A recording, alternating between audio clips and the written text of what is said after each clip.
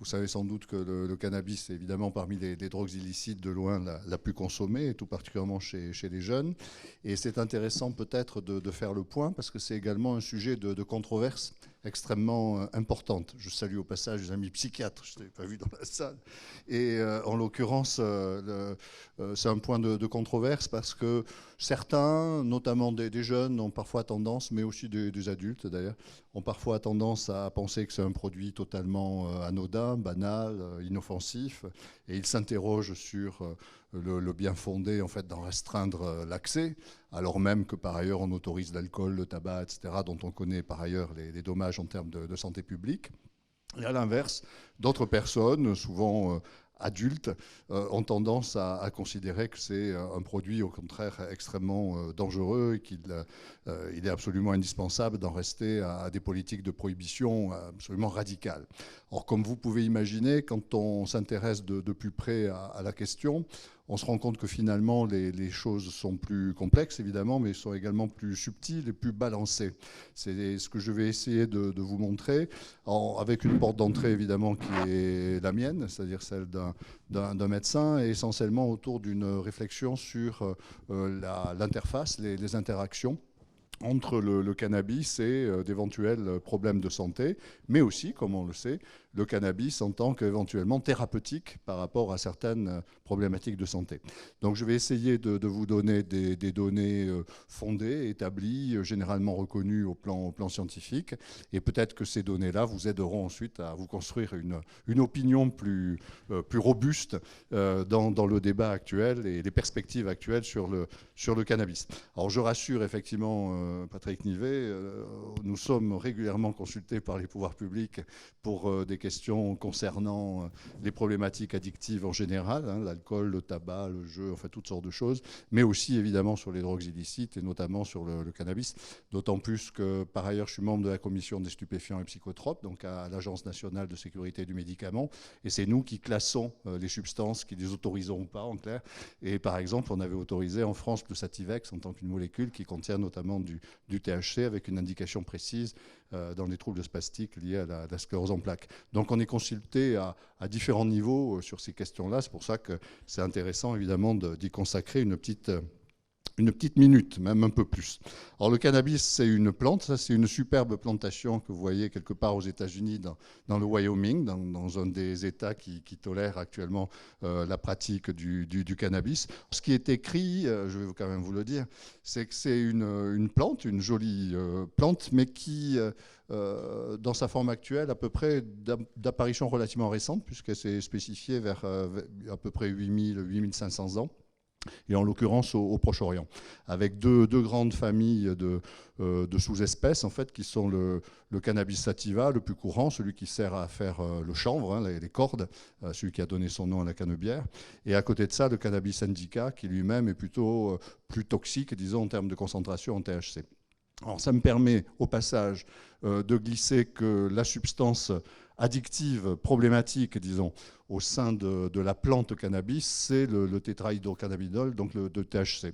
Et que les deux principes les plus représentés, c'est le THC donc, et le CBD, qui est le cannabidiol, dont on parlera tout à l'heure, parce que c'est une substance qui fait l'actualité actuellement, parce qu'elle est en vente libre. Et donc, vous verrez autour de vous un certain nombre de jeunes qui ont de superbes vaporisateurs, et dedans, dans les e-liquides qu'ils utilisent, il peut y avoir du CBD, donc un extrait en fait, du cannabis, mais un principe actif du cannabis qui, on le verra, a beaucoup moins évidemment de dangerosité et de toxicité que le THC. Mais il n'y a pas que du THC et du CBD, il y a des centaines en fait, de principes actifs. Ce qui veut dire que c'est un des éléments qui rend complexe l'analyse du problème du cannabis fumé, enfin du cannabis plante, c'est que c'est un mix en fait, naturel d'un ensemble de principes chimiques qui peuvent avoir y compris des effets contradictoires. Et c'est ainsi que, par exemple, dans le chanvre indien, donc le cannabis indica, il y a beaucoup plus de THC que de CBD, alors qu'à l'inverse, dans le cannabis chanvre pour les cordes, donc le sativa, il y a beaucoup plus de CBD que de THC. C'est une des raisons pour lesquelles il est moins toxique. Alors j'ouvre une autre parenthèse. La situation évolue évidemment rapidement, puisque le hashish qui est vendu à nos enfants, qui est vendu à Libourne et ailleurs, est un hashish qui a des concentrations en THC qui sont de plus en plus importantes. C'est-à-dire que le THC actuellement disponible, enfin le hashish, c'est aux alentours en moyenne entre 12 et 15% à peu près de THC, alors que quand j'étais jeune intervenant en toxicomanie, donc dans le milieu des années 80, il était aux environs de 5% à peu près. Ce qui veut dire qu'à volume égal de hashish, actuellement, un jeune consomme 3 fois plus de principes actifs qu'à l'époque. Et l'autre élément à avoir à l'esprit, c'est que de plus en plus également, on peut avoir accès à des cannabinoïdes de synthèse, où par exemple, vous pouvez avoir un e-liquide, lui illégal, où il n'y aura que du THC pur. Et donc à doser, titrer à certaines concentrations, mais où on sait du coup qu'il va pouvoir y avoir des effets sur la santé beaucoup plus intenses en fait qu'avec le cannabis naturel. Alors cette plante a été identifiée très tôt en fait par nos ancêtres, et elle a été repérée pour les 2 modes d'entrée dont on va parler tout au long de cette soirée, c'est-à-dire d'une part ses vertus médicinales, qui existent, qui sont incontestables, sur la douleur chronique, sur les troubles du sommeil, sur l'appétit. Les personnes avaient repéré qu'en ingérant ou même en fumant des cannabinoïdes, on pouvait avoir un relatif apaisement de douleur chronique, on pouvait avoir un sommeil de meilleure qualité, on pouvait éventuellement retrouver l'appétit, des intérêts évidents au plan médicinal. En même temps, comme dirait le président de la République, on a repéré assez vite aussi que cette molécule, enfin cette plante, pouvait avoir des effets euphorisants. Bon, ça c'est plutôt sympathique, mais qui dit effet euphorisant dit risque évidemment de perte de contrôle et de risque d'évolution vers une pratique addictive. Alors pour autant, ces usages étaient restés relativement confinés dans les pays où la plante poussait naturellement, où elle pouvait être utilisée au plan médical. Et c'est en fait plus récemment qu'elle a commencé à pénétrer en Europe, donc vous le savez, du temps de nos poètes, Baudelaire et les autres, au XIXe siècle, et puis de la même manière en Amérique, aux États-Unis, avec une période où finalement ces usages restaient limités à des populations un petit peu en recherche culturelle et autres, mais sans vraiment une grosse emprise sociétale. Les choses ont largement évolué chez nous, évidemment, depuis le début des années 70, avec la diffusion majeure, et y compris diffusion auprès de populations jeunes et donc de populations vulnérables. Alors comment ça marche ? Le THC, donc le principe actif qui nous intéresse au sein du cannabis, interagit avec des récepteurs, des récepteurs certains cérébraux et d'autres périphériques, 2 grandes catégories, les récepteurs CB1, CB2, CB comme cannabis. Alors ça c'est intéressant parce que c'est grâce à cette action directe sur ces récepteurs qu'on va avoir, notamment les récepteurs CB1, des effets centraux, les effets euphorisants, les effets de sédation de la douleur, les effets sur l'appétit, sur le sommeil, etc. Les CB2 sont des récepteurs périphériques, essentiellement présents dans les lymphocytes, et donc qui interagissent avec tous les systèmes immunitaires. Ce qui fait que le cannabis a également un gros impact sur les processus inflammatoires. Et on verra tout à l'heure que c'est un élément important par rapport à la douleur et tout ça. Or, l'autre élément à retenir sur ces éléments de neurobiologie, si on peut dire, c'est que ce qui est intéressant, c'est quand on a découvert ces récepteurs, c'était Meshulam dans les années 60 en Israël, quand on a découvert ces récepteurs, cela signifiait que nous, on fabrique une molécule qui se fixe sur ces récepteurs. Puisque nos récepteurs à nous, cérébraux, ils n'étaient pas prévus pour qu'on fume du cannabis. Ils ne savaient pas que ça existait, le cannabis. D'autant plus que le cannabis, il est arrivé alors que les hommes étaient déjà là depuis un bon moment. Donc, déduction, on devait avoir un système de codage. On fabrique un cannabinoïde endogène. C'est sûr. C'est que si on a des récepteurs, ça signifie que ces récepteurs sont prévus pour capter des molécules qu'on a vraiment dans le cerveau, nous. Et c'est ce qu'a également trouvé Meshulam, où il a réussi à trouver des cannabinoïdes endogènes. C'est-à-dire qu'on fabrique nous-mêmes, nous tous, là ce soir, on fabrique des cannabinoïdes. Et alors il leur a donné des jolis noms, l'anandamide, les arachido, quelque chose. Alors, arachido, c'est intéressant parce que c'est des molécules qui ont des structures qui sont proches, effectivement, de certaines structures qu'on retrouve dans les cacahuètes, ce qui veut dire que c'est encore gras. Et c'est un point important, c'est-à-dire que le THC se fixe sur les cellules graisseuses, ce qui lui donne une biodisponibilité extrêmement longue. Enfin, en gros, on avait découvert ces récepteurs. On a découvert ensuite la molécule qu'on fabrique nous-mêmes, cannabinoïde, un peu comme pour les opiacés qui fonctionnent là-dessus. Le seul problème, c'est qu'on ne savait pas à quoi ça servait, ces molécules. Alors là aussi, pour le coup, dans une perspective finaliste, on se dit, si la sélection naturelle a retenu ce système de codage et des molécules, c'est que ça sert à quelque chose.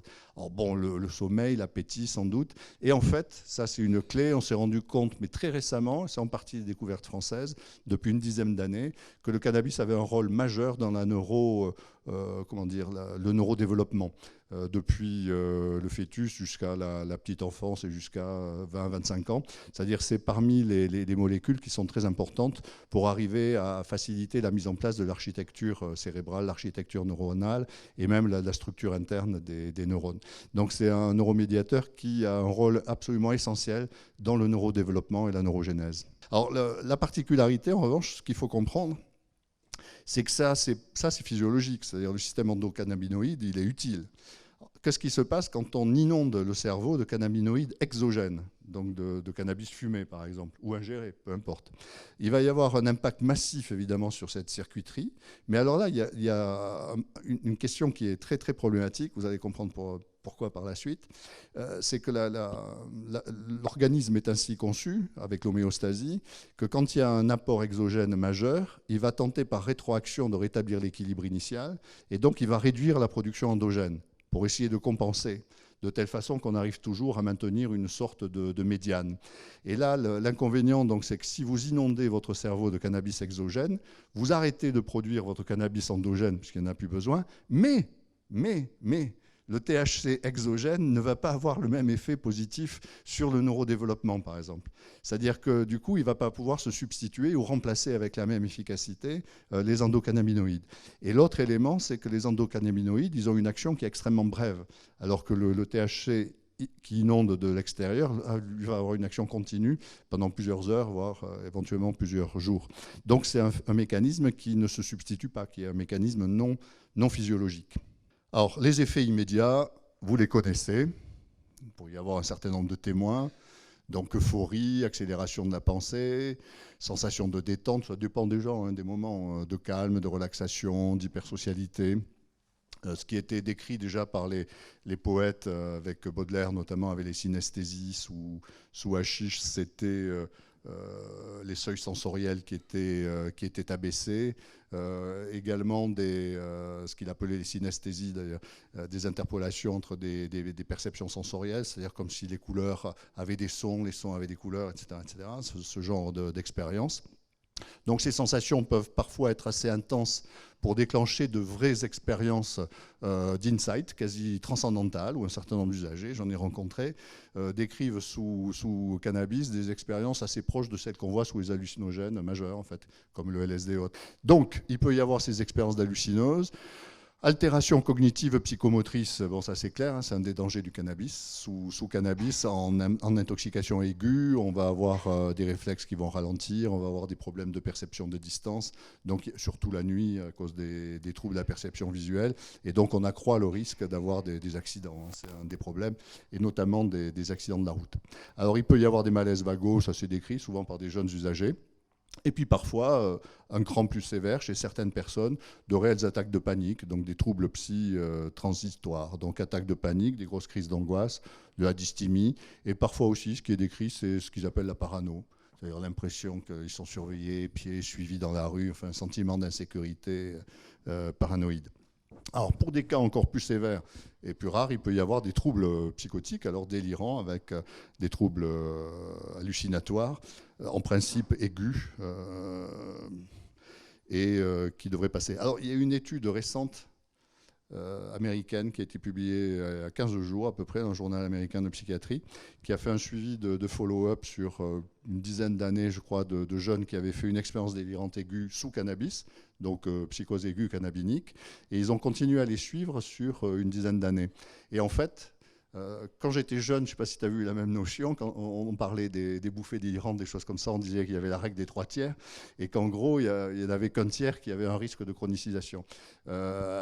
Cette étude montre que ce n'est pas un tiers, c'est la moitié, c'est 1 sur 2. C'est-à-dire que ceux qui ont eu un trouble psychotique aigu induits par du cannabis ont un risque sur 2 à terme d'avoir des récurrences et éventuellement une chronicisation sous forme de psychose chronique. Alors le premier effet qui est repéré comme effet négatif pour des prises chroniques de cannabis, c'est le risque de perte de contrôle. C'est-à-dire c'est le risque de devenir addict. Alors pendant longtemps, c'est une dépendance qui a été remise en cause, c'est-à-dire les gens en doutaient, alors les usagers, mais aussi les médecins, en fait.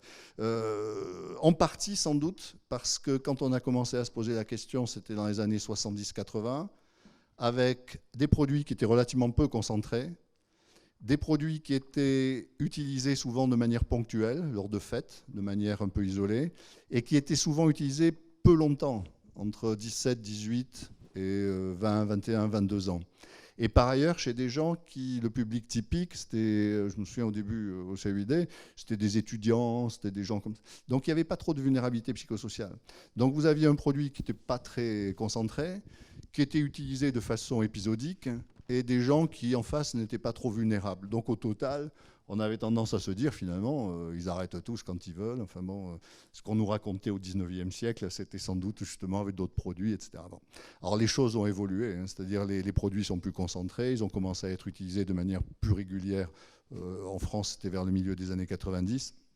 Souvent de plus en plus jeunes, et également par des jeunes de plus en plus vulnérables. Ce qui fait que très vite, en fait, on s'est rendu compte que le risque de perte de contrôle était relativement élevé.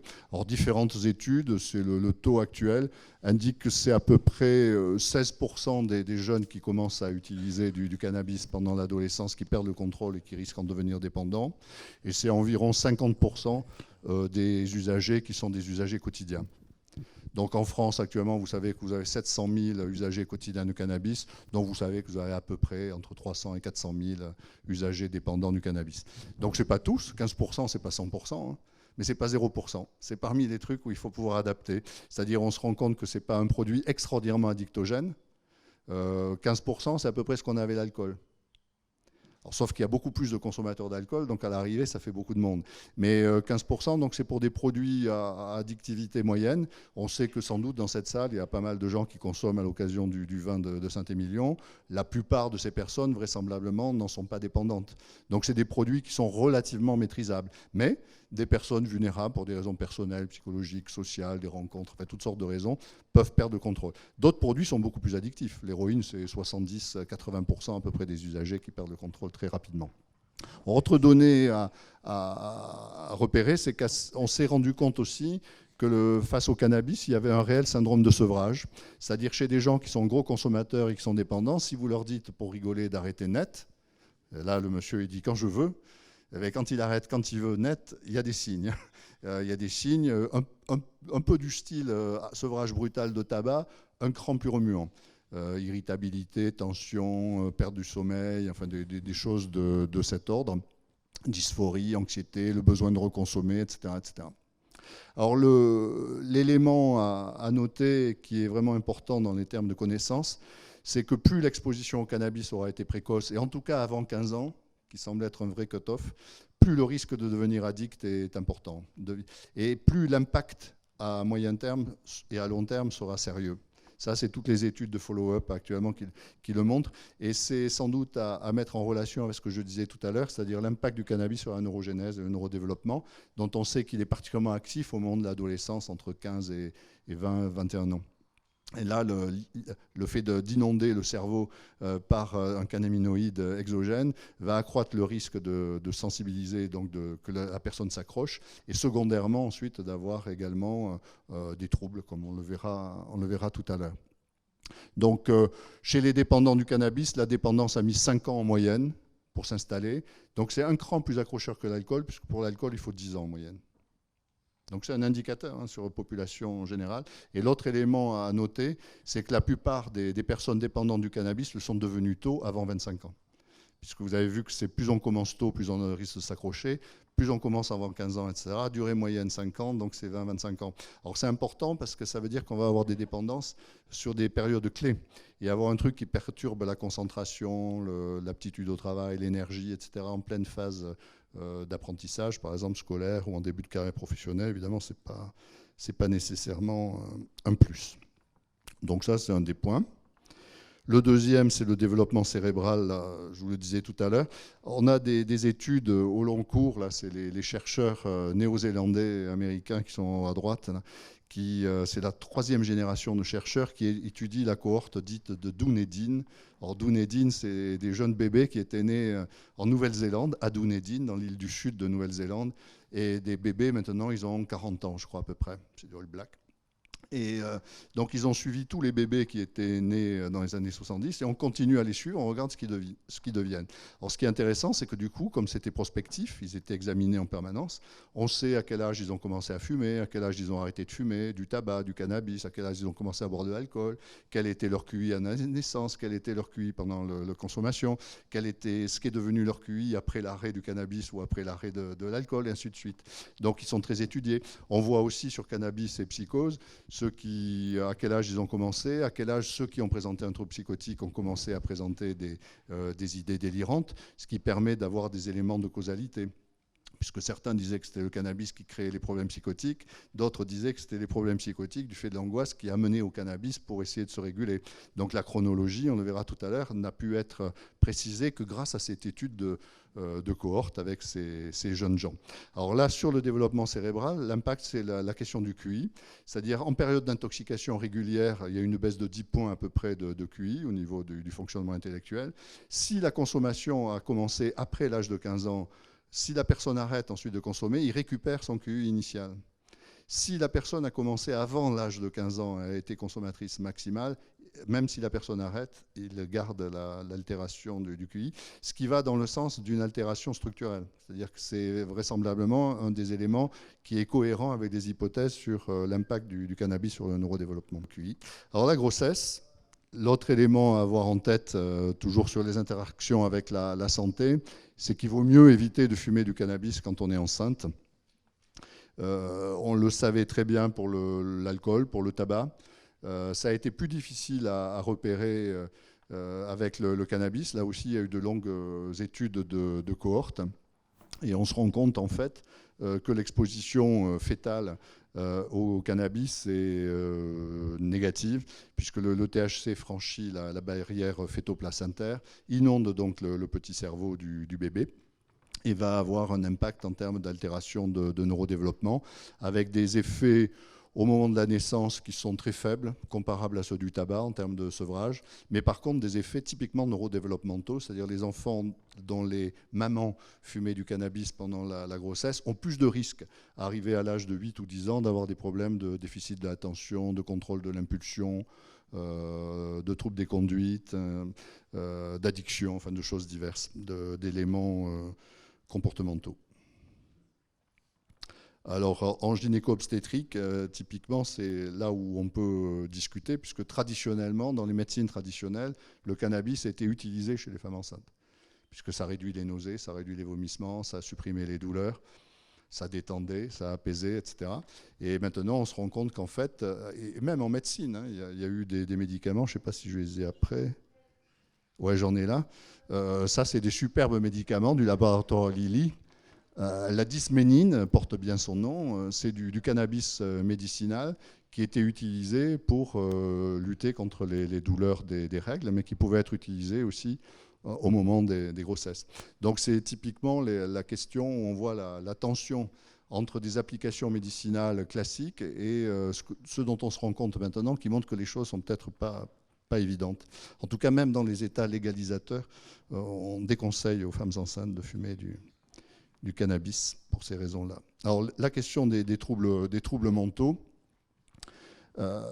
les corrélations sont très bien connues, c'est-à-dire plus on est consommateur de cannabis, plus on a de risques de présenter des troubles anxieux. Et dans le sens inverse, plus on présente un trouble anxieux, plus on a de risques d'avoir une consommation massive de cannabis.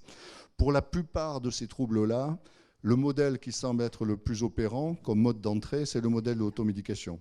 C'est-à-dire c'est sans doute parce que les personnes présentent un trouble anxieux, une phobie, un retrait, une timidité, des difficultés relationnelles, qu'ils ont plus de risques d'abuser d'une substance qui va venir apaiser cette anxiété et qui, du coup, au moins dans un premier temps, va leur permettre de fonctionner plus facilement.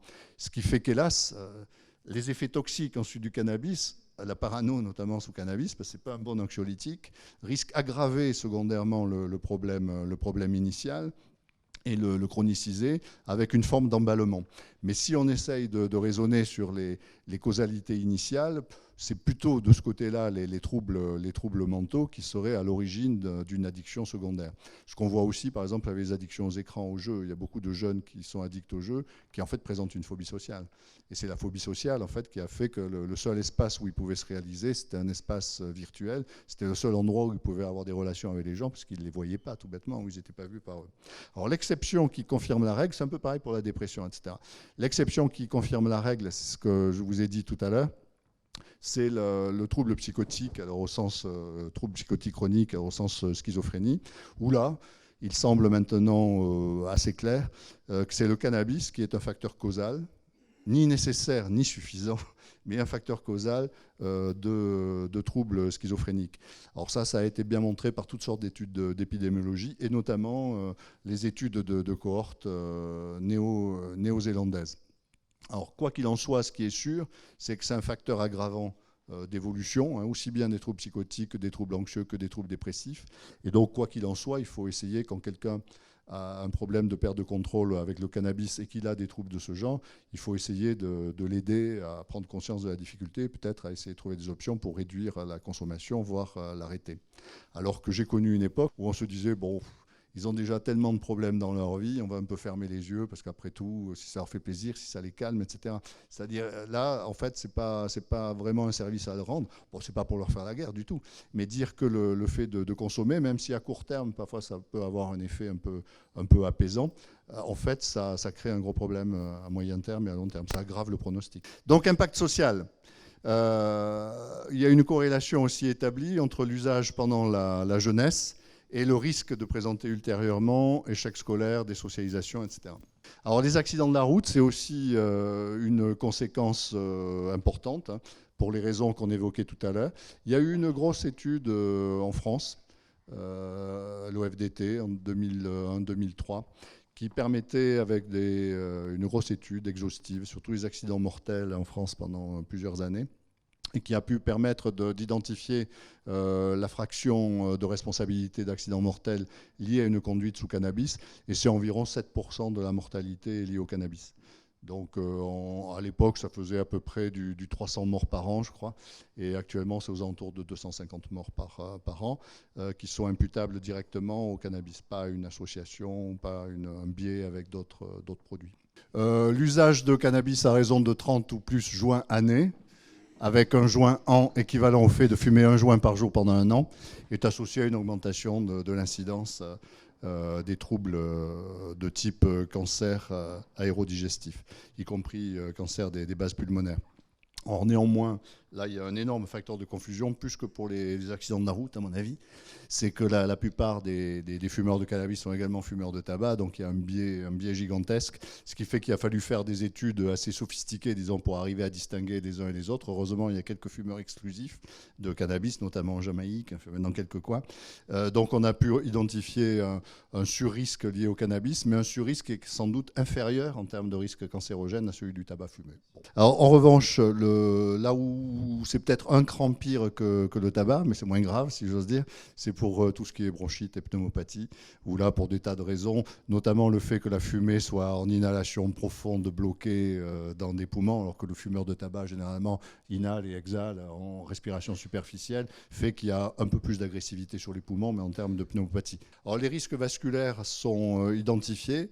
Nous, on les avait identifiés assez vite en pharmacovigilance à Bordeaux, notamment avec Madame Aramburu. On avait publié des choses là-dessus, avec des gens qui ont des accidents vasculaires périphériques, des artères des membres inférieurs, des amputations des orteils, etc., qui arrivent chez des fumeurs de tabac, mais généralement gros fumeurs de tabac plus diabétiques à 50 ou 60 ans, tandis que là, on pouvait l'avoir à 35, 40 ans.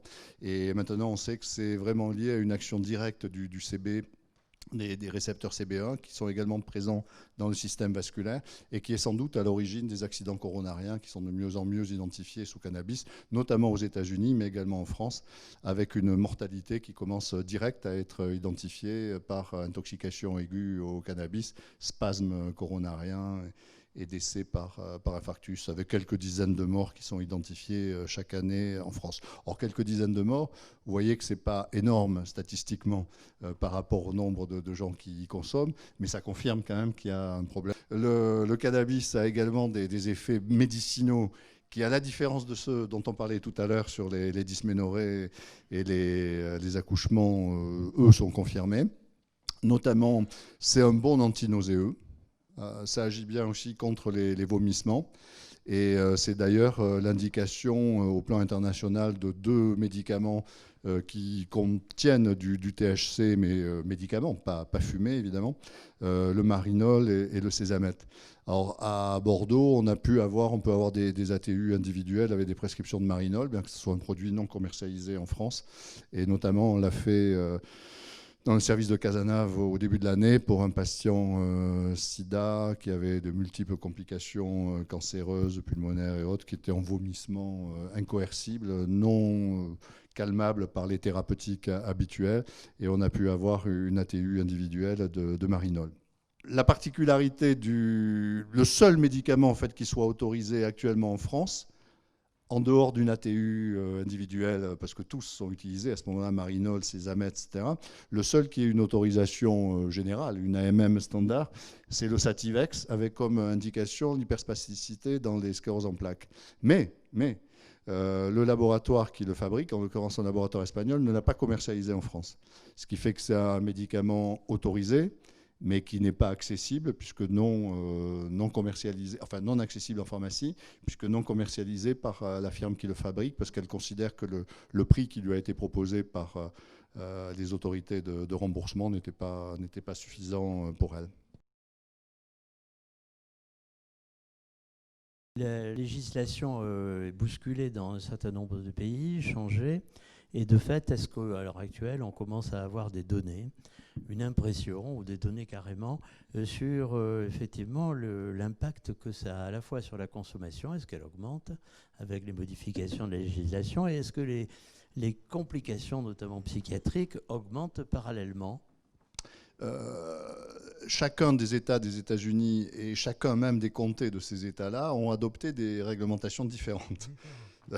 Ce qui fait que c'est intéressant de certains points de vue parce que ça introduit des éléments de comparaison en fait. Et donc on se rend compte schématiquement que les États qui ont été les plus proches d'une légalisation relativement peu contrôlée, le Colorado en est l'exemple avec des formes de vente quasiment libres de cannabis sans beaucoup de contraintes ni de contrôle, ont eu un effet extrêmement bénéfique au plan économique, puisque là, ils concurrencent de façon magistrale le marché noir, les choses comme ça. Ça fait rentrer des recettes fiscales massives, ça dynamise l'économie locale, ce qui semble intéresser le Conseil général de la Creuse, j'ai vu, qui veut se lancer là-dedans. En revanche, en termes de santé publique, on commence à observer des effets qui, eux, sont plutôt perçus comme négatifs. C'est-à-dire, peu de modifications des niveaux d'usage chez les jeunes, parce qu'il faut savoir que même dans les États qui légalisent, notamment le Colorado, ça reste interdit chez les mineurs. Et quand c'est interdit chez les mineurs aux États-Unis, c'est vraiment interdit chez les mineurs aux États-Unis. C'est comme pour l'alcool. Avant 21 ans, c'est interdit. Et c'est appliqué. En France, vous allez dans une supérette, même si vous avez l'air d'avoir 15 ans ou 16 ans, il y a de fortes chances qu'on vous vende quand même un petit peu d'alcool. Aux États-Unis, ce n'est pas vraiment le cas. Et avec le cannabis, ce n'est même pas pensable. Là, donc il y a eu une augmentation de consommation, mais une augmentation de consommation importante, sensible chez les adultes, c'est-à-dire ceux qui maintenant ont l'autorisation en fait, de consommer alors qu'avant ils ne l'avaient pas. Alors, je vais essayer de vous résumer le truc. Selon qu'on est pour ou contre, on va utiliser les statistiques que je vais vous montrer de 2 manières. C'est-à-dire que schématiquement, plus vous légalisez, plus il va y avoir de consommateurs, mais plus ces consommateurs vont être issus de la population générale, en fait, des gens comme nous. C'est-à-dire comme autrefois les fumeurs de tabac. Quand c'était très accepté, toléré, tout le monde fumait à l'hôpital du tabac. Ce qui fait que là, c'était la population générale avec des vulnérabilités moyennes, donc c'est de la population générale. Ce qui fait que vous avez des taux de dépendance qui étaient connus, mais enfin, c'était relativement bien contrôlé. Donc plus vous élargissez, plus vous déstigmatisez, plus vous légalisez, plus vous allez avoir un public lambda qui va commencer à utiliser, des adultes insérés qui veulent fumer le soir, etc. Ce qui fait que vous allez énormément augmenter le nombre d'usagers, mais vous allez augmenter moins vite le niveau de problème, puisque les nouveaux usagers sont beaucoup des usagers peu vulnérables. Peu vulnérables. Sur le plan psychologique. Sur le plan psychologique et social, souvent. Sur Donc, le plan cardiaque, ce qui va augmenter de toute façon, c'est les accidents de la route, mais ça c'est clair, hein, la fraction dont on parlait tout à l'heure, les accidents de la route, les admissions aux urgences, tout ça, ça augmente. En revanche, en termes d'usage problématique, il y a relativement peu d'augmentation.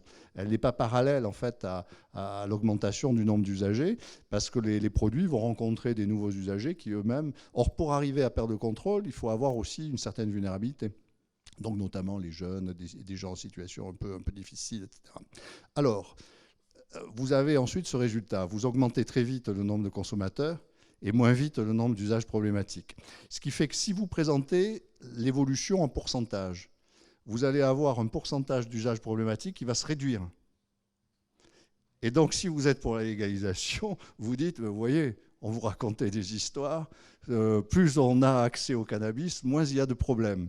C'est vrai relativement. En revanche, si on dit, c'est un peu ce qu'on disait tout à l'heure à l'alcool, vous diminuez le pourcentage, mais avec un numérateur qui, lui, est devenu beaucoup plus important. Ce qui fait que si vous comptez en chiffre absolu, vous avez plus d'usagers problématiques que vous n'en aviez auparavant. Donc ça dépend un peu comment vous voulez présenter la situation. Mais quoi qu'il en soit, si on fait abstraction du risque addictif, ce qui est clair, par contre, c'est que vous avez une augmentation des risques toxiques. Et un des éléments qu'on commence à voir en France...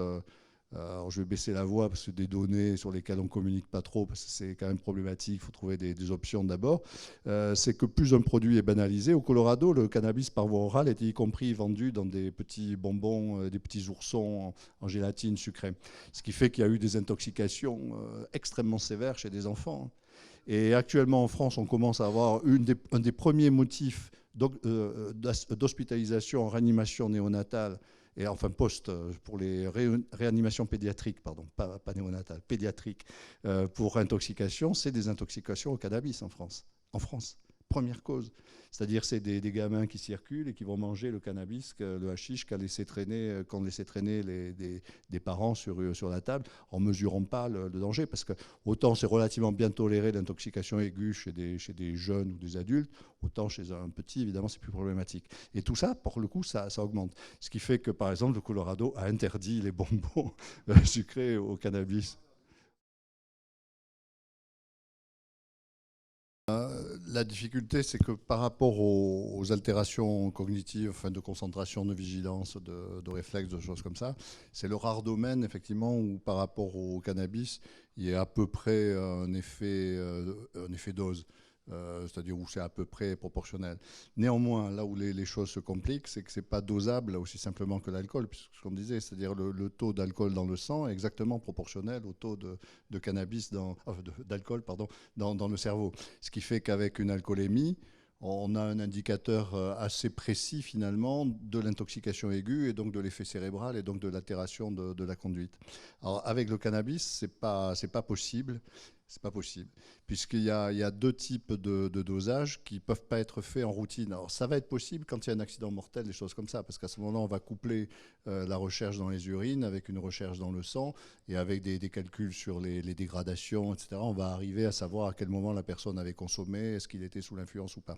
En revanche, en dépistage, le seul effet de seuil qui a été retenu, je me souviens bien des discussions avec Go et compagnie, on a utilisé un seuil, qui est un seuil clandestin, secret, et le seuil en question, ça a été celui de la sensibilité du test. C'est-à-dire tels qu'ils sont calibrés actuellement, ils déterminent un seuil, parce qu'on aurait pu faire des tests beaucoup plus sensibles que ceux qui sont actuellement le cas. Et à ce moment-là, il y aurait eu le problème que tu dis, c'est-à-dire des gens qui avaient un taux infinitésimal, mais comme c'était un produit illégal, boum, ils allaient s'en prendre plein la tête, alors qu'en fait, on peut imaginer que dans ces eaux-là, il n'y avait pas de problème. Alors il a fallu trouver un compromis avec un cadre légal où la règle, c'est 0.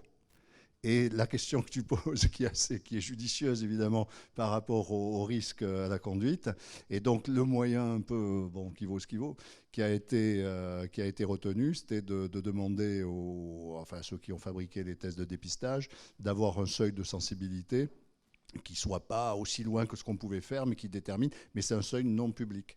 Parce qu'officiellement, c'est 0. Alors néanmoins, ce seuil-là permet quand même d'éviter que quelqu'un qui sort positif ait pu sortir positif uniquement par exposition passive au cannabis. Parce qu'un des problèmes, c'est que si quelqu'un fume dans la voiture du cannabis, pas le chauffeur, mais quelqu'un fume du cannabis, c'est l'hiver, les vitres sont fermées, la personne fume beaucoup, le chauffeur, il fume aussi, mais pas activement. Donc, par contre, les taux de présence vont être plus faibles, ce qui fait qu'en gros, le seuil a été prévu pour qu'en tout cas, ça élimine les expositions passives. Bon, ça vaut ce que ça vaut, mais bon, alors, heureusement, il y a sinon des techniques, du moins des lieux où les personnes peuvent se faire aider. Dans notre dispositif à nous, c'est ce qu'on appelle des consultations jeunes consommateurs, c'est un dispositif public d'accès gratuit et où toute personne concernée, jeunes, parents, etc., peut avoir accès pour évaluer son niveau de consommation, les éventuels problèmes, etc. Et s'il apparaît que la personne pense qu'il y a un problème ou que son environnement pense qu'il y a un problème et qu'elle souhaiterait réduire son niveau de consommation, voire l'arrêter, à ce moment-là, il y a des possibilités d'aide, or qui par rapport au cannabis sont pas d'ordre médicamenteux, sauf éventuellement une aide au sevrage pour limiter l'insomnie, l'irritabilité, des choses comme ça. Mais enfin, c'est plus une aide d'appoint, en fait, sauf si Piazza trouve son médicament. Mais en l'absence donc de médicaments, c'est les techniques classiques, hein, c'est-à-dire de soutien, d'entretien motivationnel, d'évaluation des facteurs de risque, puisque vous aurez, là on n'en a pas parlé, mais si on fait une réflexion générale pour l'addiction, c'est un peu ce qu'on disait au début à propos du vin de Saint-Émilion.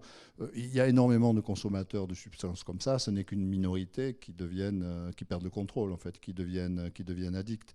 Et là, toutes les études montrent que cette minorité-là, il y a des facteurs prédictifs. Et c'est souvent des vulnérabilités psychologiques, des stress, des humiliations, des violences, des séparations, des ruptures. Enfin bon. Et donc, il faut essayer d'identifier ces facteurs de vulnérabilité-là. En général, quand on cherche, on trouve, notamment chez des jeunes. On va trouver beaucoup d'épisodes dépressifs plus ou moins masqués, des phobies sociales, du harcèlement scolaire, des difficultés familiales, des conflits avec les parents, des conflits avec les copains, la copine. Ce qui fait que souvent, c'est en essayant d'interagir sur ces sujets-là plus classiques, hein, de soutien psychologique, éventuellement social si besoin, qu'on va essayer de réduire le craving. Parce que souvent, le cannabis, ce qui va pousser à la consommation, c'est faire baisser ce stress personnel, cette souffrance personnelle. Donc là, il y a déjà une action possible. Et l'autre clé fondamentale, même si ça paraît surprenant, c'est pas donner des baffes, comme le conseillait monsieur perfidement, il me tendait un piège. Mais c'est d'essayer de partir de la représentation du jeune sur son comportement. Or, ce qu'on voit, nous, on a de la chance. En général, s'ils viennent nous voir, c'est qu'ils pensent qu'il y a un problème, que c'est trop, etc. Donc, on essaye de voir avec eux, c'est quoi trop. Alors, ça sera, j'aurais envie, par exemple, de ne pas fumer dès le matin, parce qu'ensuite, je sais que la journée, ça va être cramé, je vais être à l'ouest, ou que quand je fume le soir, je me tienne à 2, 3, mais pas à 4, 5, 6 comme la dernière fois, parce que j'étais parti en vrille, etc. Donc, à ce moment-là, on part des objectifs que lui-même détermine, qui sont généralement des objectifs de réduction. Et ce qui est intéressant, c'est que souvent, ces objectifs-là, ils arrivent à les atteindre. Et à ce moment-là, parfois, mis en confiance par leur propre capacité à reprendre le contrôle sur la consommation, ils essayent d'aller un cran plus loin, puis deux crans plus loin. Et il arrive parfois, même très souvent finalement, qu'à un moment on les revoit et disent tiens à propos, avant même qu'on leur pose la question, depuis la dernière fois qu'on s'est vu, j'ai pas fumé, ou j'ai fumé une fois, enfin, de manière anecdotique, en soirée, mais c'était absolument pas un problème, etc. Mais je vous dis pas que je refumerai pas. C'est-à-dire où ils gardent la dimension libre choix, surtout des ados. Je fais pas ça parce qu'on me demande de le faire ou parce que mes parents attendent que je le fasse ou parce que la société attend que je le fasse, mais je garde ma liberté, je pourrais consommer. Néanmoins, j'ai essayé de réduire ce qui était problématique pour moi. Et finalement, on se rend compte qu'en ayant des objectifs d'accompagnement à la réduction, on a plus d'issues positives côté abstinence complète que si on met un panneau abstinence. Parce qu'on a plus d'entrantes, tout bêtement. C'est toujours la même histoire des chiffres relatifs et absolus. Donc finalement, c'est une bonne tactique. Alors le tout est de discuter ensuite avec les parents, qui eux voudraient des résultats rapides, ce qu'on comprend tout à fait, et qui disent, bon, mais il faut, je sais pas moi, alors souvent en plus il y a parfois un dissensus parental avec un des membres du couple qui est plus soft que l'autre, etc. Donc il n'y a même pas une voix commune et puis du coup ça ne marche pas bien. Il faut arriver à les soutenir en disant que peut-être on peut arriver à retrouver un contrôle et un apaisement dans le circuit familial avec des objectifs sans doute plus modérés à court terme, mais qui sont sans doute plus solides quand on les atteint. parce que ce n'est pas une norme externe qui s'impose, mais c'est vraiment une évolution personnelle et qui peut permettre ensuite éventuellement d'aller plus loin. Alors c'est à ce type de travail-là, non confrontant, mais plutôt d'accompagnement, de motivation, etc., que sont formés l'ensemble des personnels des consultations jeunes consommateurs, et y compris donc ceux de Libourne qui sont présents. Si je pouvais ajouter quelque chose, souvent, ça m'amusait d'ailleurs, parce que le cannabis est rarement pris seul. Très souvent, il est associé à beaucoup d'autres consommations, et notamment dans nos consultations, et en particulier au tabac, mais pas simplement. Et donc, moi, une astuce pour aller vite, on n'a pas toujours les possibilités de faire toute la démarche que Jean-Michel a tracée. Pour aller vite, quelquefois, tout simplement, je leur propose des patchs contre le tabac. Et donc, la personne qui fumait 30 cigarettes de tabac par jour, il l'accompagnait d'une dizaine de cannabis. Et effectivement, si avec des patchs, il ne fume plus que 15 cigarettes, le cannabis diminue. Finalement, mon impression, c'est que le fumeur de cannabis est le fumeur de tabac intelligent, quoi. Parce que le tabac, c'est la nicotine. La nicotine, c'est vraiment le psychotrope, alors le plus nul qui soit. Et effectivement, un fumeur qui, quand même, veut ressentir quelque chose, il met du cannabis. Hein, je pourrais vous raconter quelques expériences personnelles spectaculaires. Donc, si vous voulez, lutter contre le tabac, c'est aussi lutter contre le cannabis. Et effectivement, le cannabis s'insère souvent dans des polyconsommations. Alors, il y en a une qui m'a beaucoup surpris, moi d'ailleurs. C'est effectivement, nous soignons surtout des héroïnomanes, en fait, puisque c'est là qu'on a des médicaments à leur proposer. Et de fait, tous ces héroïnomanes ont tous fumé du cannabis. Pas tous, mais beaucoup, beaucoup. La proportion, c'est sans doute 80 ou 90%. Mais à ma grande surprise, les héroïnomanes qui veulent arrêter l'héroïne, avec le Subutex ou la méthadone, à ma grande surprise, ils ont laissé tomber le cannabis depuis longtemps. Et alors je leur dis, mais c'est pas possible, vous prenez de l'alcool, oui, du tabac, oui, de l'héroïne, ah ben si je viens vous voir c'est pour arrêter, de la cocaïne, ah ben oui bien sûr, des amphétamines, oh, quand on va en teuf. Et je dis, et le cannabis? Il me dit, non, ça j'ai arrêté. Alors je leur dis, mais qu'est-ce qui vous a pris? Il me dit, oui, j'ai arrêté parce que ça me rendait complètement paranoïaque. Et moi, j'étais d'une anxiété pas possible, et donc le cannabis, moi je me drogue, d'accord, mais c'est pour être bien, c'est pas pour être mal d'entrée de jeu. Et donc, si vous voulez, une très grosse proportion, peut-être 30%, des héroïnomanes fumeurs de cannabis ont laissé tomber le cannabis, et à ma grande surprise, ils l'ont laissé tomber pratiquement du jour, enfin, selon leur dire, très brutalement, sans syndrome de manque. Alors, il faudrait mesurer quand même s'ils n'ont pas augmenté l'alcool parallèlement, s'ils n'ont pas augmenté... Juste un mot là-dessus. Un des avantages du cannabis par rapport à d'autres, c'est comme ça se fixe dans les cellules graisseuses, notamment au plan cérébral, et que c'est ça qui fait une action, même si on n'en a pas dans le sang. C'est tout le problème par rapport à ce qu'on disait tout à l'heure. Oui. C'est que si on arrête brutalement, pour autant, la teneur cérébrale, elle va diminuer progressivement. Ce qui fait qu'à la différence d'opiacés ou d'alcool, etc., il va y avoir une cure dégressive naturelle, si j'ose dire, qui va s'étaler par contre sur 2-3 semaines. Oui. Ce qui fait qu'en revanche, si on fait des modèles expérimentaux, notamment chez des animaux, où on fait un sevrage brutal, c'est-à-dire non seulement ils arrêtent de fumer, le petit rat, mais on lui balance des antagonistes cannabinoïdes, c'est-à-dire là, on va le vider de son cannabis instantanément, il se tord de douleur, c'est comme un héroïnomane, avec des réactions à la douleur, enfin absolument spectaculaires. Mais c'est pas comme ça que ça se passe naturellement chez l'homme, c'est-à-dire on a une pente dégressive, ce qui fait que sous cet angle-là, malgré tout, il y a des signes de sevrage, mais c'est une des raisons pour lesquelles ils étaient moins repérés peut-être qu'avec d'autres produits. Et le cas échéant, là, pour le coup, il peut y avoir une petite aide médicamenteuse si besoin. Actuellement, je pense que une des raisons peut-être pour lesquelles il y a relativement peu eu de campagnes spécifiques, à vrai dire, depuis que cannabis s'est développé, disons, en France dans les années 70, il y a eu une campagne nationale contre le cannabis, une. Ça remonte à, je sais pas, une dizaine d'années à peu près. Une des raisons de cela, c'est que, de mon point de vue, c'est que pendant des décennies, 70, 80, etc., il y avait très peu de problèmes en fait liés au cannabis. Donc il y avait beaucoup d'inquiétudes des parents, etc. Mais en termes sanitaires, il y avait relativement peu d'impact, ou en tout cas, ils n'avaient pas été identifiés. Puisqu'on se rend compte que c'est uniquement... c'est moi qui avais fait le rapport... pour l'Observatoire européen des drogues et des toxicomanies, quand on a commencé à identifier les complications sanitaires en France liées au cannabis.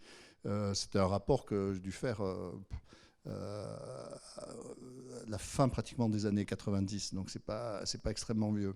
C'était les premiers frémissements, on voyait une demande de soins venant d'usagers eux-mêmes. Et en fait, c'est assez logique, parce que c'est dans ces eaux-là que les teneurs commençaient à augmenter, que les taux d'expérimentation dans la population juvénile augmentaient, que les taux d'usage régulier aussi commençaient à augmenter, et que donc on a commencé à avoir des jeunes qui se sont accrochés, donc qui ont commencé à utiliser le produit pendant longtemps. Maintenant, on a des demandes de soins chez des adultes, 40 ans, 50 ans, etc. Avant, ça n'existait pas, tout ça. Ce qui fait que c'est depuis peu, finalement, qu'on a le recul suffisant pour voir non seulement les effets aigus qu'on connaissait déjà plus ou moins, mais qui étaient plus rares parce que les produits étaient peut-être moins agressifs. Et c'est aussi plus récemment qu'on s'est rendu compte des effets toxiques, enfin à moyen terme et long terme. Ensuite, ce qui est compliqué, c'est que j'ai participé à des travaux, notamment au niveau à l'époque où il y avait l'expertise collective INSERM sur les effets du cannabis. Ce qui était compliqué, c'est que le pouvoir politique de l'époque, et beaucoup de pouvoirs politiques, vivaient sur leur propre représentation du cannabis, qui était celle du cannabis quand ils étaient jeunes, donc quand eux-mêmes avaient été consommateurs dans les années... Et ben non, justement, parce que dans les années 70 ou 80, la dangerosité d'exposition était beaucoup plus faible, en fait. Ce qui fait que souvent, ils ont eu une vision assez banalisée de ce type de produit. Et finalement, la prise de conscience s'est développée ces dernières années. Alors, ceci dit, en matière de prévention, comment faire ? Mon opinion, c'est que les pouvoirs publics, quand ils ont vu qu'il y avait un problème, se sont dit, on va faire justement des interventions au milieu scolaire, etc., d'information, qui pour beaucoup ont été confiées à des acteurs autour de l'application de la loi, de l'interdiction de la police et de la gendarmerie. Je respecte leur boulot, mais vis-à-vis de jeunes publics adolescents, ce n'est pas nécessairement le type d'argument qui va être le plus pertinent, si j'ose dire, surtout pour ceux qui sont les plus vulnérables, c'est-à-dire le public cible. Les enfants les plus normés, bon, finalement, ils vont dire pourquoi pas. Ceux qui sont le plus en difficulté, machin, qui sont déjà consommateurs, des études montrent que ça a plutôt un effet aggravant. C'est-à-dire, ça a des effets contrastés. Ça va renforcer des attitudes préexistantes. Ceux qui étaient contre vont sortir encore plus contre, mais ceux qui étaient pour vont sortir encore plus pour, ce qui est embêtant. Ce qui fait que finalement, plutôt que d'avoir un discours général, parce qu'on voit qu'il y a des effets qui sont très variables selon les vulnérabilités, selon les gens, etc., on s'était dit que ce qu'il fallait sans doute développer, c'était justement l'approche d'information, évidemment, au milieu scolaire. On essaye d'y contribuer comme on peut. On est complètement saturé, à vrai dire, mais aussi une approche individualisée, puisque par rapport à l'exposition au cannabis, il n'y a pas nécessairement un problème. Donc c'est de l'intérêt aussi des consultations jeunes consommateurs d'évaluer pour tel jeune si son mode d'usage à lui peut avoir un effet ou pas au moment où on se rencontre négatif. S'il n'est pas déjà dans des complications, ce sera plutôt un discours préventif classique de réduction des risques. S'il est déjà dans des situations plus avancées, on va être plutôt dans des approches thérapeutiques. Alors actuellement, l'effort a visé à développer ces consultations jeunes consommateurs, il y en a dans tous les départements, etc. Mais enfin, l'ampleur prise par le problème est évidemment un peu au-delà des capacités d'accueil immédiate. C'est l'intérêt ensuite d'en parler comme ça de manière ouverte pour que tout le monde... Et en tout cas, pour éviter d'avoir un discours exclusivement banalisateur, ce qui est un risque. Mais pour autant, sans entrer dans le discours du diable qui n'est pas audible par la plupart des jeunes qui, eux, n'ont pas de problème vis-à-vis de ça. Donc, ils se disent que Je suis quand même très étonné quand je discute avec nos patients qui fument du cannabis ou qui prennent de l'héroïne ou de la cocaïne. Très souvent, j'essaie de savoir un peu où c'est qu'ils achètent, à quel prix ils achètent, comment ils ont organisé leur vie quand ils consommaient beaucoup d'héroïne. Il faut savoir que quand on consomme de l'héroïne, de la cocaïne, de l'alcool, du tabac et du cannabis, quand on commence la journée, il faut quand même trouver 300 ou 400 euros pour la journée. Donc, si vous voulez, ça ne peut pas se faire avec le RSA. Ça le dépasse largement. Donc, si vous voulez, ils font du trafic, effectivement, pour payer leur consommation. Et alors, le trafic, ça repose en général, dans un pays comme le nôtre, par acheter des produits, de l'héroïne, de la cocaïne, par l'acheter dans les pays limitrophes. Et curieusement, ils achètent ces produits moins chers au Portugal, en Espagne, en Hollande, c'est-à-dire finalement dans des pays qui ont relâché la pression sur le contrôle de cannabis, mais du coup, ils ne contrôlent plus grand-chose.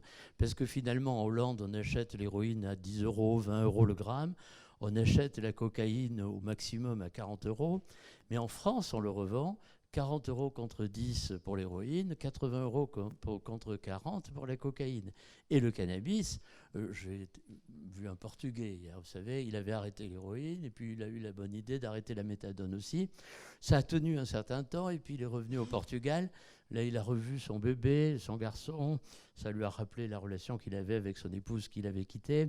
Enfin, il avait eu un mauvais moment dans sa vie, donc il a rechuté pour l'héroïne. Alors, on a bavardé. Là, il venait me voir pour réarrêter, retour en France.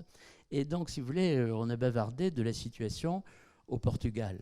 Il me dit, au Portugal, avec 10 euros, on en a pour toute la semaine de cannabis. En France, avec 10 euros, vous le savez mieux que moi, c'est quand même plus limité. Il faut avoir une consommation modérée. Et puis pour l'héroïne, l'héroïne, il me dit, c'est beaucoup moins cher qu'ici.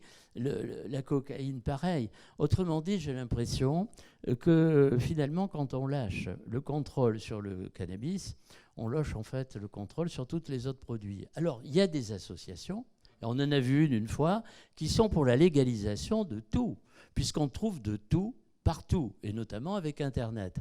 C'est une politique possible. Après tout, en Chine, on a fumé de l'opium. En Bolivie, on nous dit que la cocaïne, c'est le meilleur produit du monde. Donc, si vous voulez, on peut effectivement, nous, on fait du vin, d'autres font de la cocaïne. Après tout, pourquoi mettre une frontière? Donc, tout est possible. Mais on peut aussi se montrer prudent. C'est moi la position que j'ai. C'est-à-dire que ce qui compte pour tous les gens qui ont des problèmes d'addiction, c'est de comprendre que, Jean-Michel l'a dit tout à l'heure avec beaucoup de précision, c'est qu'on part d'une souffrance, une souffrance sociale, une souffrance psychologique. On ne prend pas des produits, même des produits prescrits par les médecins. Je distribue un papier sur le fentanyl qui aux États-Unis fait un tabac, mais c'est des prescriptions médicales. Et donc on prend un produit parce qu'on souffre quelque part. Donc la vraie attitude, c'est d'affronter la souffrance des patients, d'essayer de faire en sorte que cette souffrance trouve une traduction en dehors du produit consommé. Mais faut-il tout libéraliser pour simplement se rabattre sur l'approche de la souffrance? Ou faut-il avoir des solutions médiocres qui consistent à effectivement élaborer des règlements qui permettent d'organiser la vie en société? Alors, nous sommes, dans un pays comme la France, et plus particulièrement en Gironde, dans une hypocrisie. Oui, nous sommes des producteurs de vin, et on a vu les dégâts du vin. On aurait pu faire l'exposé sur le vin, ça aurait été terrible. D'ailleurs, si vous voulez, les producteurs de vin nous empêchent de trop en parler, y compris sur les bouteilles, où le député de la circonscription nous demande de ne pas mettre que c'est toxique pour les grossesses. Il a voulu qu'on le sorte. Parce qu'effectivement, alors que c'est... bon, on est dans une hypocrisie terrible, puisqu'il y a des produits autorisés et qui sont très dangereux, des produits interdits. Pour autant, moi je pense que bousculer les règlements, c'est prendre beaucoup de risques. Et c'est pour ça que j'ai posé la question à Jean-Michel sur l'impact que ça avait dans les pays, entre guillemets, légalisateurs. Et il l'a bien dit, ce qui sort des statistiques, c'est qu'il y a plus de consommateurs, notamment chez les adultes. Chez les enfants, ils ont maintenu les interdictions parce qu'effectivement, les dangers étaient trop grands. Et on peut imaginer qu'il y a des contournements quand même de ces interdictions. Mais l'augmentation de la consommation augmente. Et évidemment, parallèlement, même si les décompensations psychiatriques ou les addictions n'augmentent pas dans la même proportion, dans l'absolu, elles augmentent aussi. Donc on voit bien que finalement, moi, je ne peux pas, en tant qu'élu, là je ne parle même plus en tant que thérapeute, mais il est difficile de proposer de façon raisonnable un bousculement des réglementations. Alors quand on a dit ça, par contre, on n'a pas tout dit, parce qu'il ne faut pas oublier que c'est la rencontre d'un thérapeute effectivement et d'un patient, parce qu'il y a une souffrance souvent derrière les consommations. Et moi, je crois beaucoup à ce qu'on appelle l'injonction thérapeutique. Il n'y a pas de statistiques pour montrer qu'elle est extraordinaire dans son efficacité. Ceci étant, c'est quelque chose qui, quelle que soit la loi, ne doit pas être oublié. On ne doit pas banaliser la consommation de tous ces produits, les autoriser, les interdire, ceux pour lesquels on hésite entre l'interdiction et l'autorisation.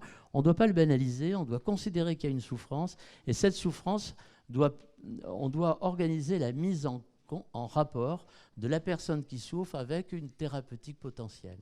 C'est pour ça que les consommations jeunes consommateurs mettent en rapport les consommateurs de cannabis ou d'autres choses avec un éducateur c'est la souffrance sociale. Avec un psychologue, la souffrance psychologique, il faut ouvrir cette possibilité, et avec un médecin pour tout ce qui est comorbidité psychiatrique potentielle.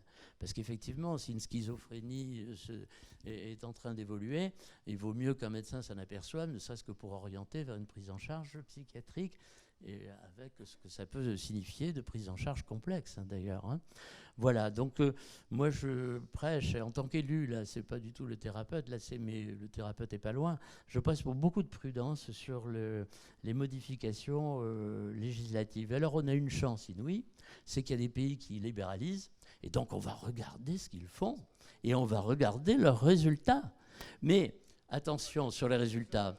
Attention sur les résultats, parce que ma discussion avec le Portugais, qui m'a dit, au Portugal, j'en reviens, tout coule à flot et pour pas cher, j'ai regardé sur Internet la consommation de cannabis au Portugal. C'est une des plus basses, dans les statistiques que j'ai vues sur Internet, une des plus basses, pas d'Europe, du monde. Alors, il y a des biais statistiques. Je ne suis pas sûr que les statistiques qui soient produites sont toutes parfaites. Je crois que là, il faut beaucoup de prudence pour interpréter les statistiques qui sont des appréciations statistiques assez peu sophistiquées finalement. Et j'ai l'impression que toute politique peut trouver dans différentes statistiques sa justification. C'est un peu comme ce que disait Jean-Michel tout à l'heure. Tout le monde, et de longue date, la décision avait été prise par une assemblée générale de l'association des intervenants en toxicomanie, c'était à Bordeaux, en 1994, je crois.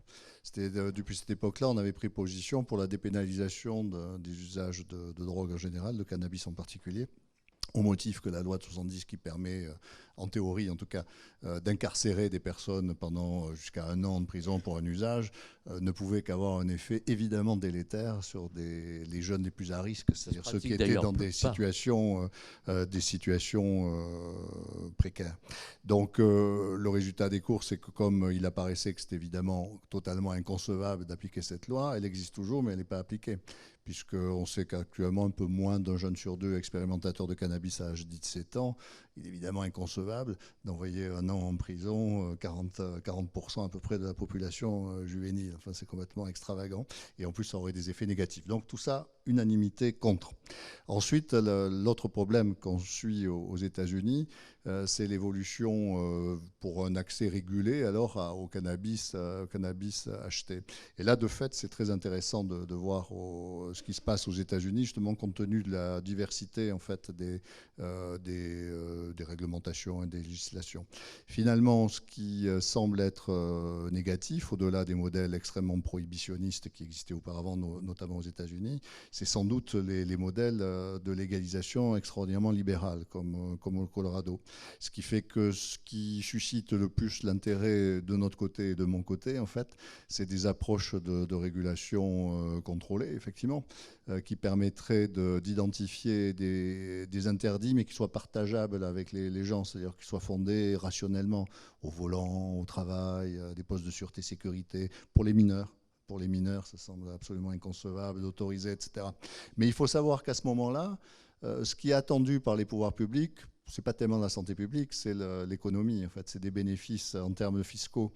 Or, il faut bien prendre en compte qu'à partir du moment où on régule et que donc on interdit certaines formes de consommation, notamment sur les jeunes, qui sont quand même une grande part du marché, on va néanmoins avoir le maintien d'une économie clandestine. C'est-à-dire que les effets de protection qui, à mes yeux, je suis un acteur de santé, sont absolument indispensables en termes de santé publique, ne vont évidemment que pouvoir atténuer l'impact bénéfique attendu par les économistes sur la lutte contre le marché noir. Alors néanmoins, c'est notre position classique en essayant de voir les choses. C'est celle qui a été développée notamment par Jean-Pierre Coutron. Alors, il faut lire l'excellent livre de Jean-Pierre Coutron. Alors néanmoins, pour aller dans le sens de ce qui était dit, je crois que fondamentalement, ces questions d'usage, c'est pour partie des histoires de vulnérabilité sociale et psychologique, je maintiens. Et que ça, c'est jamais résolu par la loi. que ce soit une loi de prohibition, une légalisation. C'est illusoire de penser que c'est la loi qui va avoir une réponse. Elle peut moduler les choses, il faut éviter en tout cas qu'elle aggrave les choses, ça c'est clair, mais penser que des problèmes de cet ordre vont pouvoir se résoudre par une loi et qu'il n'y aura pas de transfert vers d'autres problématiques ou d'autres formes d'usage, ça me semble totalement illusoire. Ce qui est une raison de plus d'ailleurs pour essayer de trouver des solutions rationnelles. Mais encore une fois, c'est des problèmes complexes. Or, plus on arrive à avancer, mais même avec NorMML et d'autres organismes, à avoir des approches rationnelles en essayant de discuter sur ce qu'on trouve comme risque, etc., plus on arrivera peut-être à dégager quelque chose de l'ordre d'un consensus. Mais dans un dossier qui est difficile, puisqu'il est vraiment infiltré par des enjeux qui sont de toute autre nature, politique, idéologique, économique, etc., où les enjeux de santé publique ne sont pas nécessairement ceux qui sont les plus importants dans le débat.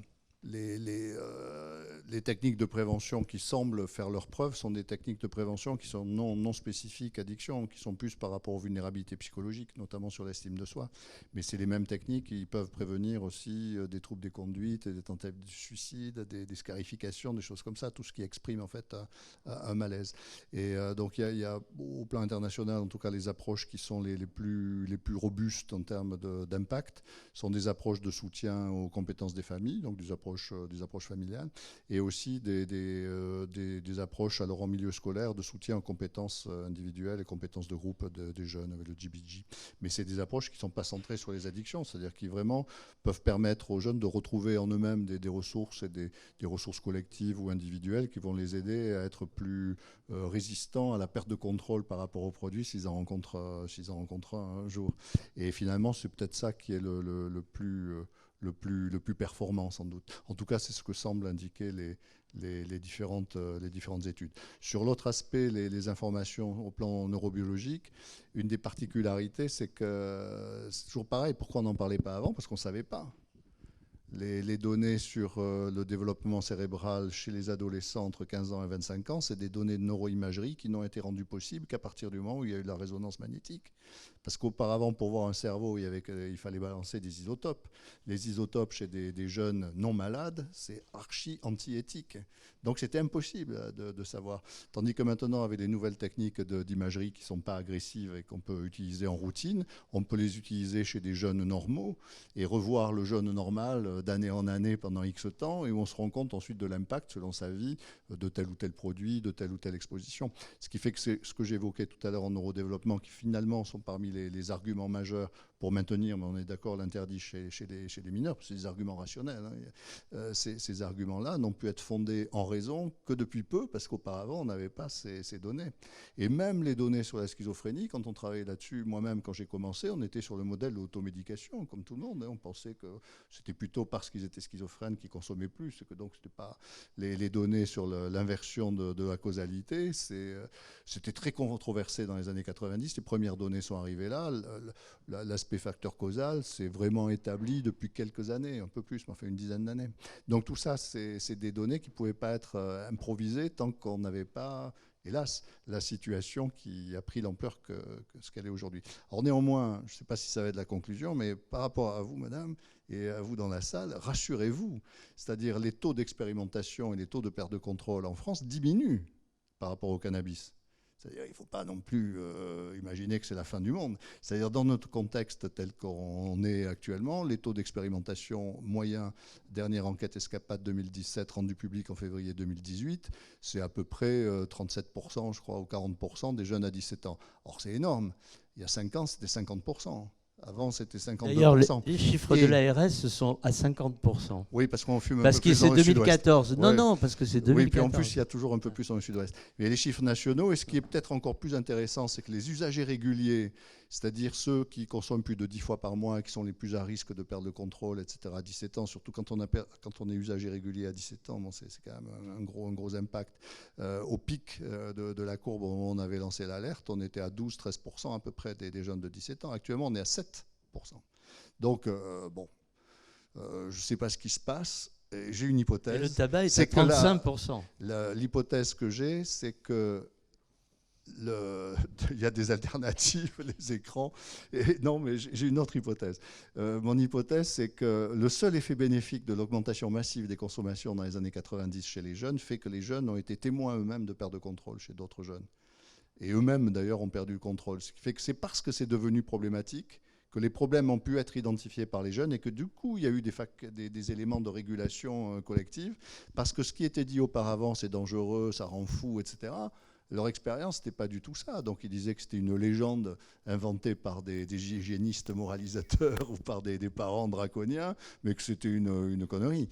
Alors qu'actuellement, tous les jeunes qu'on voit, pratiquement, quand on leur dit « vous n'avez jamais eu un problème avec cannabis » ou « vous n'avez pas vu autour de vous quelqu'un », tous, ils disent « ouais, la parano, le machin ». C'est-à-dire ils savent que ce que j'ai raconté tout à l'heure, ce n'est pas une lubie de psy, c'est quelque chose qui peut arriver. Alors en même temps, ils voient que ça n'arrive pas à tout le monde. Ce qui est intéressant aussi. C'est-à-dire, du coup, je pense que c'est parmi les choses qui font qu'il y a quelque chose qui évolue de l'ordre d'une régulation, mais qui est celle dans laquelle je crois le plus, c'est-à-dire une régulation sociétale, parce que les jeunes d'aujourd'hui sont les adultes de demain. Ce qui fait que je pense, si on est optimiste, qu'ils n'auront plus les représentations aussi clivées des adultes d'autrefois et des jeunes d'autrefois, c'est-à-dire tout bon, tout mauvais, mais qui vont se rendre compte que c'est un objet complexe.